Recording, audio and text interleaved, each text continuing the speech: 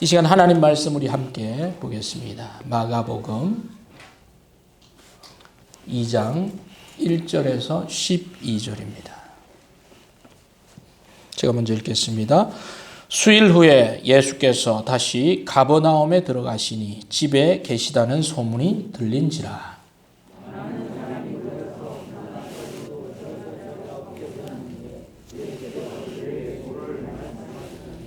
사람들이 한 중풍병자를 네 사람에게 메워 가지고 예수께로 올세.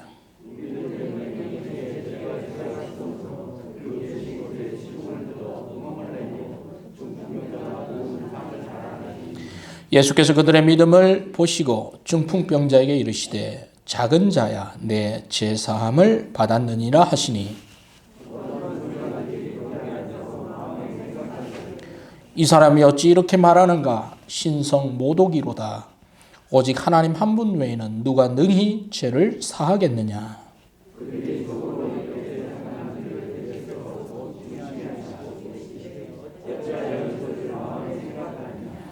중풍병자에게 내 죄사함을 받았느니라 하는 말과 일어나 내 상을 가지고 걸어가라 하는 말 중에서 어느 것이 쉽겠느냐?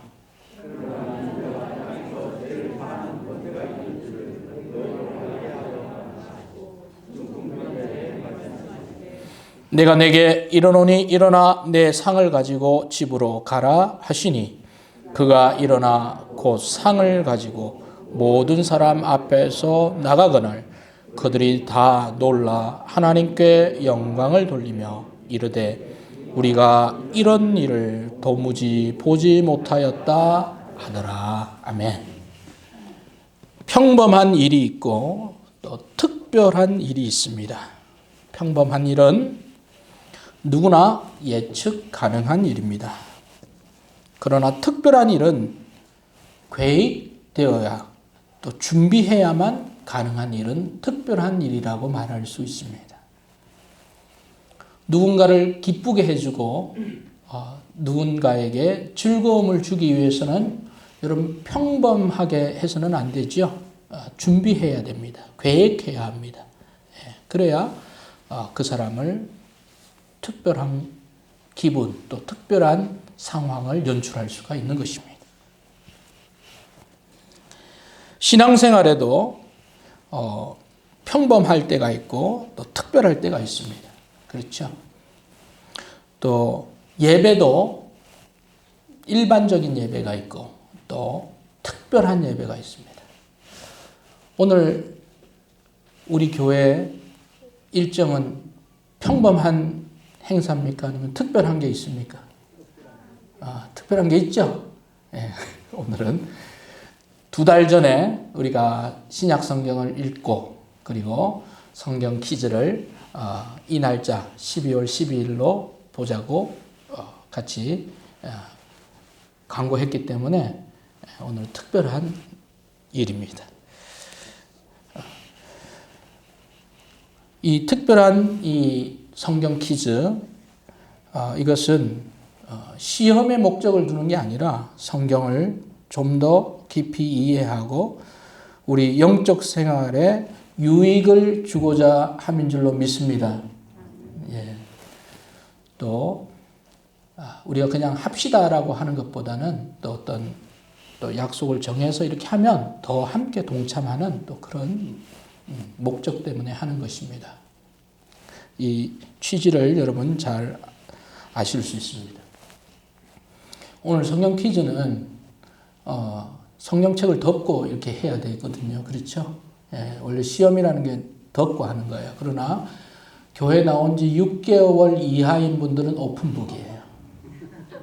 네, 6개월 안 된 분들은 성경책 펴고 그냥 하셔도 돼요. 예, 근데 그런 분이 있어요? 없어요? 예, 없는 것 같네요. 예.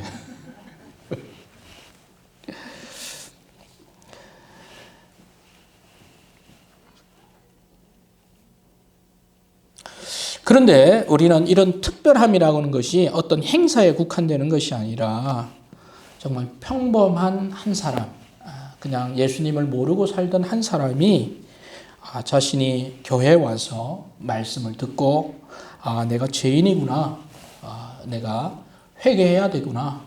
이 죄를 가지고서는 내가 예수님이 말씀하신 그 영원한 생명을 가지지 못하구나. 예수님을 믿고 구원받아서 또 예수님의 말씀대로 살아가는 구원의 은혜, 회복의 은혜가 나타나는 것이 정말 특별한 일 중에 특별한 일인 줄로 믿습니다. 이것이어야말로 우리가 계속 추구해야 될 일인 것입니다. 영원히 구원받은 사람이 믿음으로 살아가고 또 어떤 문제 앞에서 믿음으로 그것을 극복하고 그것이 바로 우리가 추구하는 특별한 일인 것입니다. 교회가 해야 될 일인 것입니다. 하나님의 도우심으로 이러한 특별한 일이 평범한 일이 되기를 주님의 이름으로 소원합니다. 놀라운 일들이 교회 안에서 계속 사람의 변화가 일어나고 또 믿음으로 극복하는 이 일들이 나타나기를 바랍니다. 오늘 본문을 통해서 도무지 볼 수 없는 일이라고 하는 제목으로 함께 말씀을 나누고자 합니다. 도무지 세상사에서는 사람들 속에서는 나타날 수 없는 그런 특별한 일, 어떤 일인지 우리 주님이 행하신 일을 통해서 함께 보겠습니다. 우리 본문을 다시 한번 보겠습니다. 2장 1절 같이 읽겠습니다. 시작. 수일 후에 예수께서 다시 가버나움에 들어가시니 집에 계시다는 소문이 들린지라 그랬습니다. 수일 후에 예수님께서 예루살렘 그리고 유대 땅 저기 남쪽을 말합니다. 유대 땅에서 가셨습니다. 그런데 가니까 거기서 사람들이 예수님을 환영하지 않죠.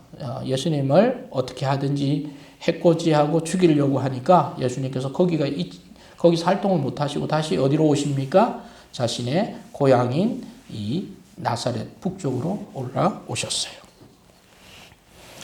그래서 다시 가버나움에 들어가셨다. 그래서 다시 가버나움은 그 갈릴리 호숫가에 있는 한 도시를 말합니다. 가버나움. 예수님께서 집에 돌아오셨다. 이런 얘기가 들린 거예요. 여기서 보니까 집에 계시다는 소문이 들렸다. 그렇게 이야기하죠.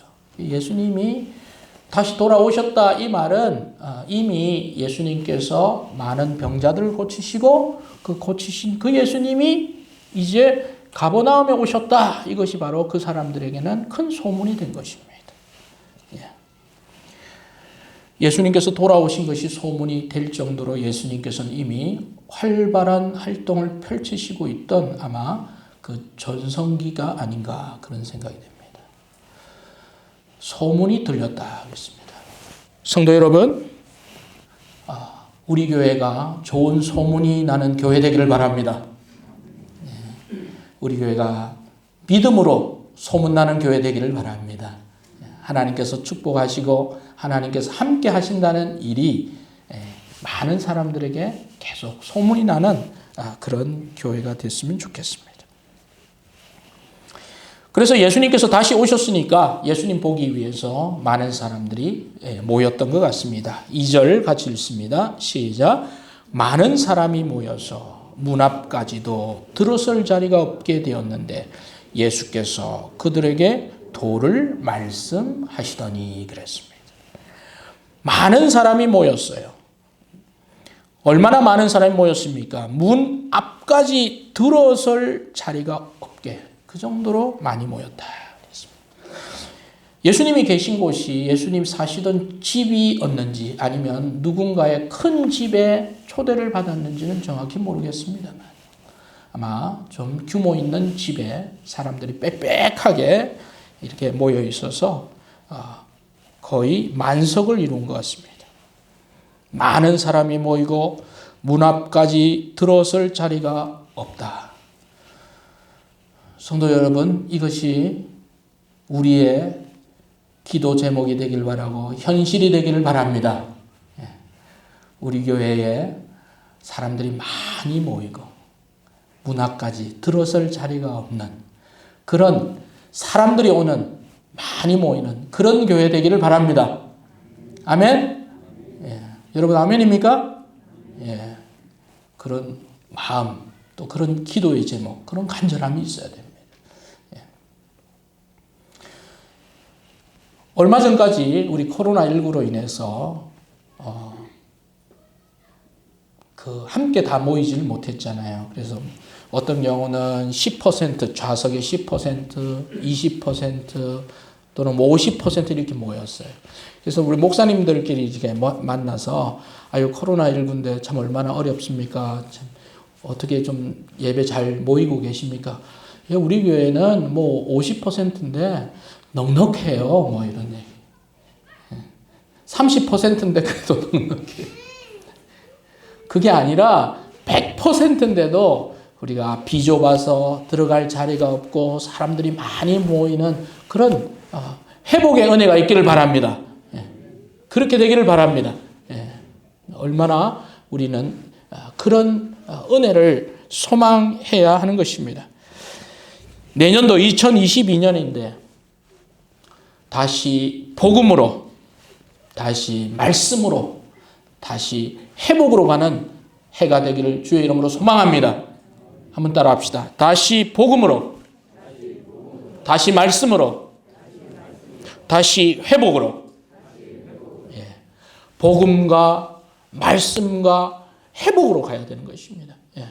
지금 사람들의 마음 그리고 많은 사람들이 움츠려 있죠. 예. 그러나 그것을 다시 되돌릴 수 있는 건 뭐예요? 하나님의 말씀과 또 하나님의 능력과 복음과 회복이 우리를 그렇게 변화시키는 것입니다. 우리 내년 한 해 그런 소망을 가지고 나아가는 우리 성도님들 되시길 바랍니다. 여러분이 하시는 일에 그런 주님의 함께 하심이 나타나셔서 새로운 회복과 놀라운 은혜가 나타나기를 바랍니다.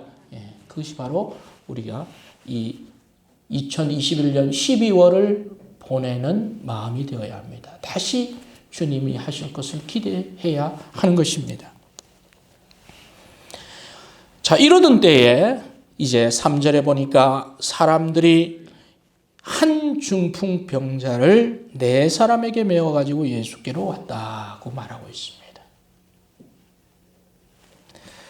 한 중풍병자는 자신의 의지와 자신의 힘으로 할 수 없는 사람이죠. 그러니까 다른 사람들이 이 사람을 어떤 거적대기나 거기에 눕히고 이 나무를 끼워가지고 이렇게 호송하듯이 4사람이 데리고 온 것 같아요. 자신의 힘으로는 예수님께 가고 싶지만 갈 수 없는 사람입니다. 이것이 바로 중풍병자입니다. 누군가가 도와주어야만 예수님 앞에 갈 수 있는 사람입니다. 그래서 이 4사람이 그 일을 했습니다. 그런데 왜 늦게 왔나? 아마 소문을 늦게 들었을 수도 있고 또는 일찍 들었지만 다른 사람은 자기 몸만 챙기면 되는데 이 사람은 이 한 사람을 들고 가야 되니까 먼저 다 집에 다 들어가지. 그러니까 늦게 도착했을 수 있지. 이해가 되시죠?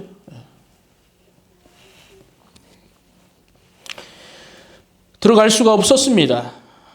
그래서 4절에 보니까 뭐라고 말합니까? 많은 무리들 때문에 모여 있어서 데려갈 수 없어서 그 계신 곳에 지붕을 뜯어서 구멍을 내고 중풍병자가 누운 그 상, 그것을 위에서 달아내렸다고 말하고 있습니다.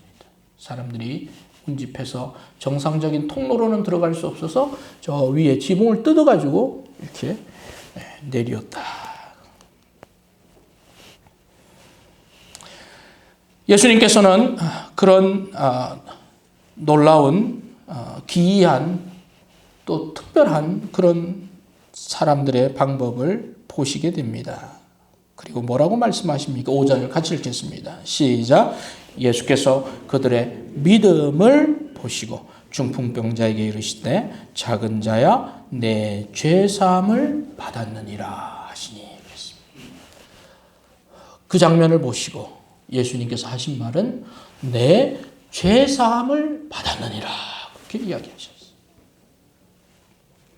근데 누구를 보시고 말씀하셨다 그랬습니까? 누구를 보시고? 누구의 믿음입니까? 그들의 믿음, 그들이 지칭하는 사람은 누구입니까? 중풍병자입니까? 아니죠. 누구예요? 그 네 사람의 믿음을 보았다. 특이하죠. 물론 중풍병자도 예수님께 가는 것에 호소를 했을 것이고, 그러나 그것을 주도한 사람들은 또 네 사람들, 함께 있는 네 사람. 그들의 믿음을 보셨다. 그리고 용서함을, 죄의 용서함을 주님이 선포하셨어요. 주님이 그 일에 기분 나빠하지도 않고 오히려 그들의 믿음을 칭찬하신 것입니다. 자, 그런데 문제가 하나 발생합니다. 예수님께서 뭐라고 말씀하셨습니까? 내 죄가 용서함을 받았다. 그런 얘기를 했습니다. 거기에 누가 있었습니까? 여기 보니까 서기관들이 거기 있었다. 서기관들, 구약의 말씀을 연구하고 또 그대로 지키려고 하던 사람들, 그들을 서기관이라고 그랬어요. 성경의 사람들입니다. 그런데 그 사람들이 갑자기 예수님이라는 사람이 죄를 용서했다는 이야기를 들으니까 상당히 혼동스러워요. 7절에 그들이 이렇게 말합니다. 아니, 어떻게 이렇게 말할 수가 있나? 왜냐하면 성경에서 죄를 용서하실 수 있는 분, 또 유대인들의 생각에서 죄 사함을 받을 수 있는 그 유일한 분은 누구예요? 바로 하나님 한 분이에요. 그런데 지금 죄 사함을 선포하는 거예요. 그러니까 뭐라고 그래요? 신성모독이다. 어이구, 잘못 온 자리구나. 이 사람이 선을 넘는구만. 자기가 할 수 있는 그 선을 훨씬 넘는 사람이네. 이렇게 생각을 했죠. 그러니까 예수님께서 그 사람들의 생각도 아시죠. 그러면서 예수님께서 중요한 말씀을 하십니다. 10절 같이 읽읍시다. 시작. 그러나 인자가 땅에서 죄를 사하는 권세가 있는 줄을 너희로 알게 하려 하노라. 우리 주님이 죄를 사하여 주실 권세가 있는 줄로 믿습니다. 주님만이 하실 수 있는 일이에요. 하나님만이 하실 수 있고 우리 예수님만이 죄를 사하실 수가 있습니다. 그래서 우리는 죄를 용서받기 위해서는 주님께로 나와야 하는 줄로 믿습니다. 그것이 바로 죄인이 주님 앞에 나와서 용서함을 받고 의롭다고 칭하는 의로운 사람이 되는 거예요. 그리고 그 다음부터는 그런 의로운 길을 주님과 동행하는 사람으로 살아가는 것입니다. 그것이 바로 주님의 권세인 것입니다. 주님께서 주시는 그 유일한 권세인 것입니다. 여러분, 그런 권세로 우리가 죄의 용서함을 받았습니다. 아멘. 주님께서 우리를 죄 용서해 주셨어요. 그 어떤 누구도 할 수 없고 어떤 것도 변개시킬 수 없는, 돌릴 수 없는 사실, 주님이 우리의 죄를 용서해 주셨다는 것입니다. 주님이 우리의 권세자 되시는 분이십니다. 그것을 주님이 얘기하셨어요. 주님의 목적, 의도는 거기에 있는 서기관들에게도 명확하게 전달됐습니다. 내가 그런 것을 살 사람이 그런 권세가 있다는 것을 알게 하기 위해서 주님이 의도적으로 목적을 가지고 거기서 죄를 선포하신 것입니다.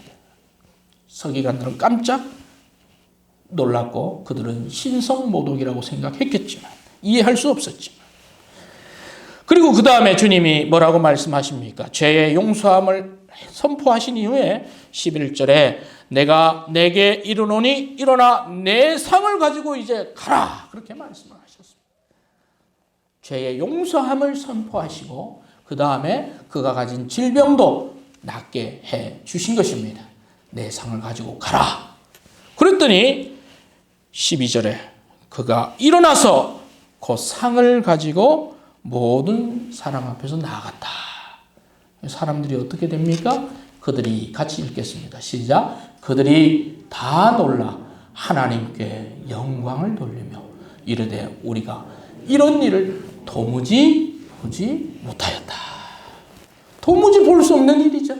중풍병자가 누워서 왔다가 중풍병자가 나아서 가는 일, 그 도무지 볼 수 없는 일이에요. 예. 죄의 용서함을, 그리고 뿐만 아니라 질병에서 회복됨을 보는 일, 그것도 도무지 알 수 없는 일이었죠. 사람들의 반응은 놀람과 영광과 그리고 기이한 일을 보았다라고 하는 그런 고백으로 넘쳐났습니다. 오늘 이 평범했던 예수님의 모임, 예수님과 함께한 이 모임이 정말 특별한 모임으로 변화된 계기가 있습니다. 평범한 모임이 특별한 모임으로 변화되는데 어떤 사람들이 기여를 했습니까? 바로 몇 사람이요? 4사람이에요. 평범하게 끝났을 이 모임이 이 4사람의 그 활동과 4사람의 행동을 통해서 정말 특별한 이벤트가 되어버린 것입니다. 어떤 행동이 특별했습니까? 무엇이 특별하다고 말할 수 있습니까? 여기 보면 이 4사람의 특별함은 4절에 있습니다. 4절 같이 한번 읽겠습니다. 시작. 무리들 때문에 예수께 데려갈 수 없으므로 그 계신 곳에 지붕을 뜯어 구멍을 내고 중풍병자가 누운 상을 달아 내리니. 데려갈 수 없어요. 없으면 없는 대로 해야 되는데 이 사람들은 거기서 멈추지 않았습니다. 갈 수 없는데도 없는 것을 어떻게 합니까? 뛰어넘었어요. 어려움을 극복하고 예수님께 나아가는 믿음을 보여주고 있는 것입니다. 특별한 비결 첫 번째는 무엇입니까? 어려움을 극복하는 믿음이라고 말할 수 있습니다. 한번 따라합시다. 어려움을 극복하는 믿음. 여기 보면 데려갈 수 없어요. 일반적인 상황은 데려갈 수가 없는 거죠. 사람들이 꽉 멈춰 있어요. 여러분 어디 식당에 갔는데 번호표를 막 줍니다. 사람들이 줄 서 있습니다. 번호표를 보니까 57번 그렇게 돼 있어요. 그러면 그 사람들이 다 빠져야 들어갈 수 있잖아요. 그렇죠? 마찬가지예요. 이 사람은 표가 없는 거예요. 늦게 왔기 때문에. 그 사람 때문에 같이 오기 때문에 시간이 지체되어서 늦게 와서 거기에 들어갈 수 있는 티켓이 없어요. 들어갈 자격이 없는 거예요. 일찍 들어온 사람들이 좋은 자리를 차지하는 거 당연하죠. 그런데 그 사람들의 행동에서는 뭐가 있었냐? 저 집안에는 누가 있어요? 누가 있습니까? 예수님이 있고. 그리고 나는 뭘 가지고 있어요? 지금 문제를 가지고 있어요. 치료를 받아야 돼요. 어디로 들어가면 되는 것입니까? 그 집 안으로 들어가면 되는 거예요. 집 안에 가면 해결자가 있습니다. 우리 주님이 해결자가 되시는 줄로 믿습니다. 그런데 물리적으로는 뭐예요? 벽들이 쳐져 있어요. 거기를 뛰어넘어가야 돼요. 그러니까 갈 수 있는 길은 무슨 길입니까? 들어갈 수는 없으니까 저기 지붕으로 가는 거예요. 드릴을 뚫어가지고 그냥 지붕으로 가는 거예요. 이 사람들의 행동이 무모하거나 엉뚱하거나 또는 황당하다고 볼 수도 있습니다만, 그러나 그런 관점보다는 갈 수 없음에도 불구하고 그들은 그 어려움을 극복하고 예수님께 이 사람을 데리고 갔다는 그런 믿음을 우리는 주목해 보아야 할 줄로 믿습니다. 사람들이 어떤 시련을 당하거나 어려운 일을 당할 때 통상 2가지 선택을 하죠. 첫 번째는 어떻게 합니까? 멈춥니다. 그리고 포기합니다. 또는 계속 도전합니다. 그러나 계속 도전하는 사람의 비율은 포기하는 사람들보다 훨씬 적을 거예요. 대부분의 사람들은 안 되면 안 되는 것으로 그냥 받아들입니다. 그리고 멈추죠. 시련에 대해서 여러분 지난 시간들을 되돌아볼 때 여러분 어떻게 반응하셨습니까? 멈출 때도 있었고 또 어떤 경우에는 포기하지 않고 또 그것을 계속 시도한 경우도 있을 거예요. 그러나 오늘 본문은 그들은 반드시 예수님 앞에 나아가야만 합니다. 그래야만 그들은 해결을 받을 수 있습니다. 예수님한테 가면 답이 있다고 그들은 알고 있었습니다. 그것이 무엇입니까? 그것이 바로 믿음이었습니다. 그것이 그들이 가진 확신이었습니다. 그 믿음과 확신이 있었기 때문에 그들은 멈출 수가 없었고 계속 바로 도전했습니다. 그리고 포기하지 않고 결국 시련을 극복했다는 것입니다. 특별히 신앙생활을 하는 우리에게는 이 네 사람들이 보인 그런 시련에 포기하지 않는 이런 도전 정신이 우리에게 필요한 줄로 믿습니다. 어려움에 굴복하지 않고 그 어려움을 뛰어넘고 계속 뭔가를 하려고 하는 이런 시도가 우리에게는 필요해요. 마가복음 9장 22절을 보면 자기 아들이 귀신이 들렸습니다. 그래서 그 아버지가 예수님께 나오죠. 나와서 하는 말이 무엇입니까? 귀신이 그를 죽이려고 불과 물에 자주 던졌나이다.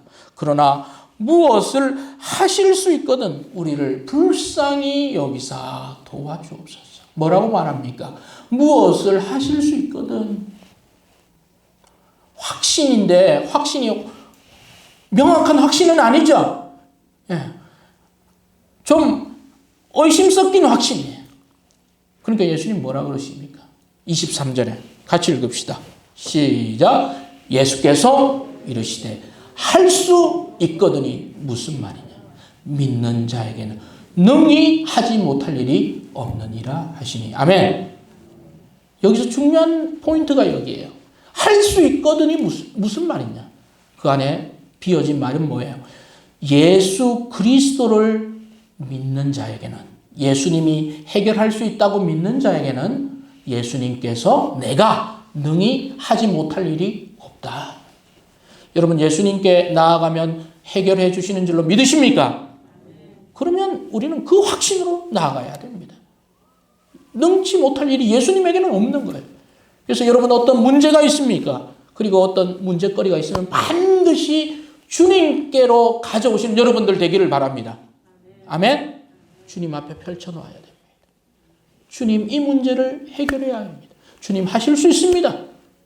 이런 마음을 가져야지 주님한테 가져오지도 않고 에이 가봐야 무슨 소용이 있겠어. 그렇게 하시면 안 되는 거예요. 할 수 있거든이 아니라 하실 수 있다. 우리 주님께서는 뭔가 일이 하실 거야. 행하실 거야. 어떤 방법을 알려주실 거야. 주님 하실 수 있다는 그런 믿음의 확신을 가지시는 우리가 되기를 바랍니다. 이것이 바로 시련을 극복하는 믿음이죠. 문제와 어려움을 만날 때마다 쉽게 포기하는 그런 사람 되지 않기를 바랍니다. 좀 더 확장해서 믿음의 영역을 뛰어넘어 다른 일반적인 일에서라도 어떤 일이 부딪히면 거기서 그냥 멈추고 포기하는 그런 자세가 아니라 계속 도전하는 자세가 우리에게는 필요한 것입니다.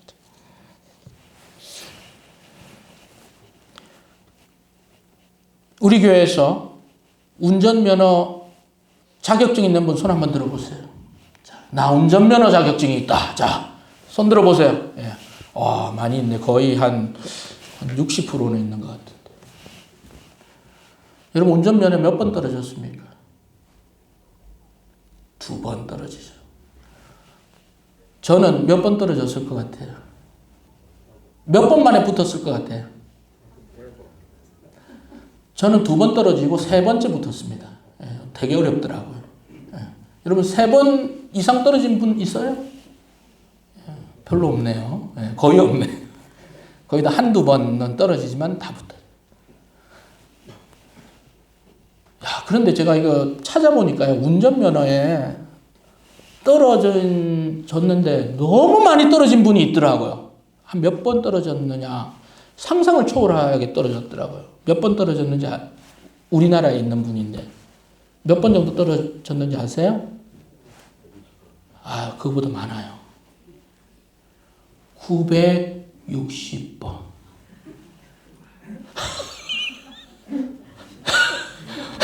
진짜 말이 안 나오죠? 인지대가 얼마나? 500만 원. 그리고 운전면허에 쓴 비용 2천만 원. 합 2,500만 원 정도 썼대요. 기간 몇 년? 5년 걸렸대. 대단하죠. 이제 찾아보니까 완주, 저기 전북 완주에 계신 할머니, 60대 할머니인데 이 시장에서 장사를 하는데 차가 꼭 있어야 된대. 처음 시험 쳤으니까 15점 나왔대요. 60점 이상이 합격이잖아요. 2005년 4월 13일 첫 필기시험을 본 뒤 계속 낙방해서 계속 필기시험에 응시했다. 학과시험 950회 응시해서는 전국 운전면허 시험장이 문을 연 뒤 최다다. 지금도 기록이 깨어질 수가 없겠죠? 드디어 960번의 두드림 끝에 운전면허증이 취득했어요.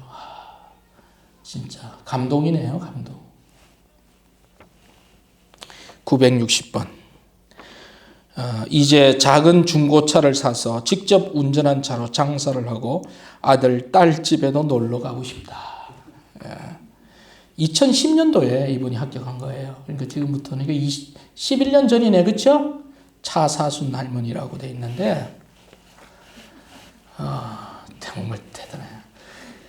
근데 비하인드 스토리 있어요. 960번 떨어져가지고 이제 합격했잖아요. 그래서 현대자동차에서 소울을 사줬어요. 그런데 그 차가 1년 만에 완파됩니다.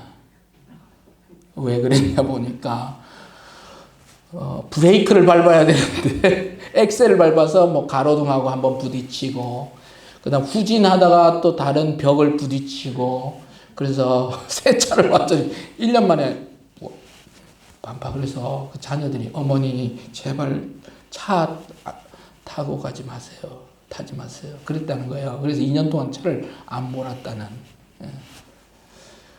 그래서 그 또 저기 유튜브에 보면 나와요. 그러니까 어떤 사람은 앞으로 학과 시험 10번 떨어지면 더 이상 못 보게 해야 됩니다. 뭐 이런 댓글도 있고 960번은 너무 위험합니다.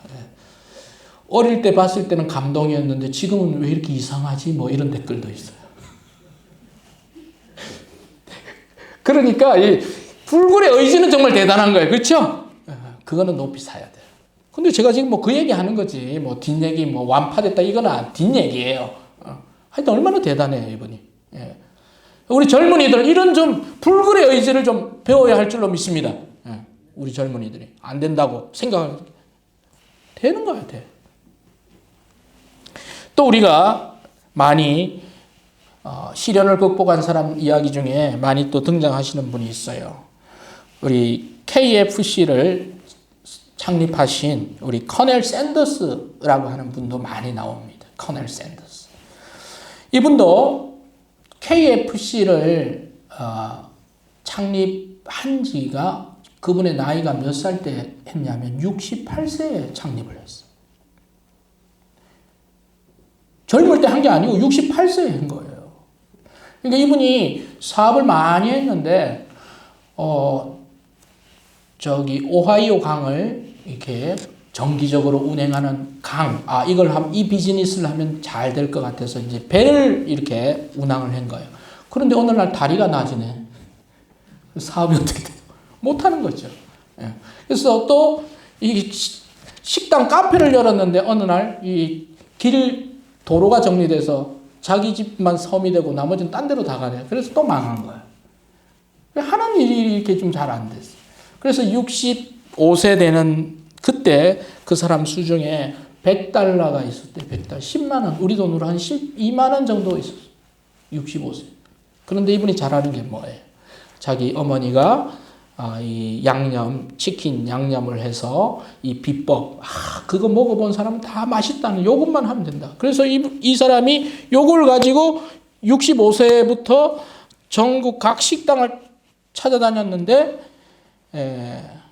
거절당했다는, 몇 번을 거절당했냐? 1009번을 거절당했대요. 어떤 데는 1008번, 정확치는 않습니다. 8번인지 9번인지. 그만큼 1000번 이상을 거절당합니다. 그 마지막 한 군데에서 그 매뉴얼을, 그 레시피를 우리가 사겠습니다 하는 사람을 만나서 68세에 첫 번째 오픈을 했어요. 지금은 전 세계에 13,000개 이상 매장이 있어요. 우리 집 앞에도 있고. 우리 집은 안에 버거킹이네요. 예. 대단하지 않아요? 이분이, 그런데 크리스찬입니다. 커넬 샌더스 이분이 크리스찬이에요. 그래서 사업을 많이 해서 그 수익금을 교회 그리고 선교비로 많이 쓰셨습니다. 그리고 이분의 좌우명은 시편 50편 15절이었어요. 환난 날에 나를 부르라. 내가 너를 건지리니 내가 나를 영화롭게 하리로다. 이런 믿음의 마음을 가지고 있었으니까 사업이 연속적으로 실패를 해도 멈추지 않고 계속 할 수 있었어요. 아멘. 바로 이런 도전 정신입니다. 시련과 어려움을 만날 때 누구나 포기하고 싶고 누구나 멈추고 싶었죠. 그러나 이분이 하는 말은 거예요. 나는 남들이 포기할 때 나는 포기하지 않았다. 포기하는 대신 무언가를 하려고 나는 애썼다. 포기하는 대신 무언가를 하려고 애썼다. 포기하는 대신 무언가를 애쓰는 우리들 되기를 바랍니다.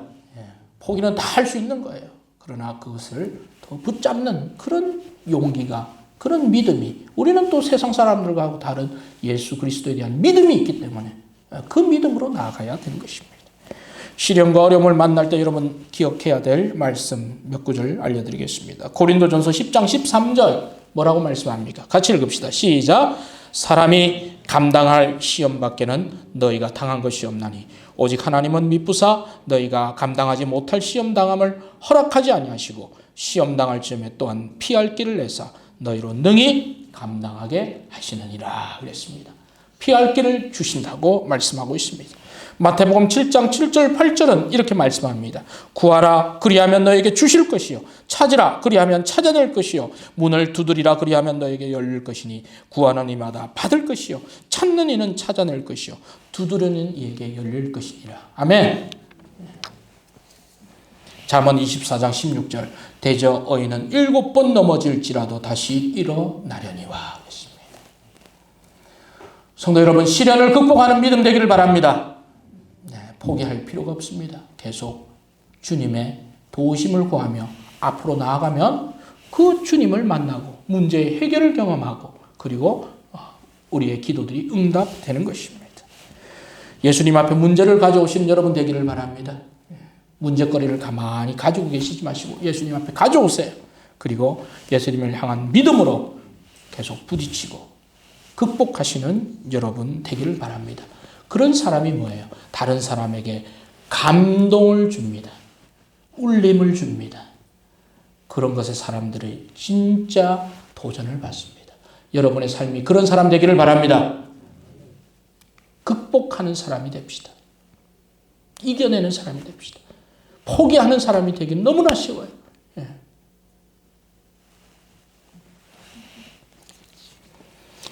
마지막으로 우리는 예수님을 한 번 더 지켜보아야 됩니다. 예수님은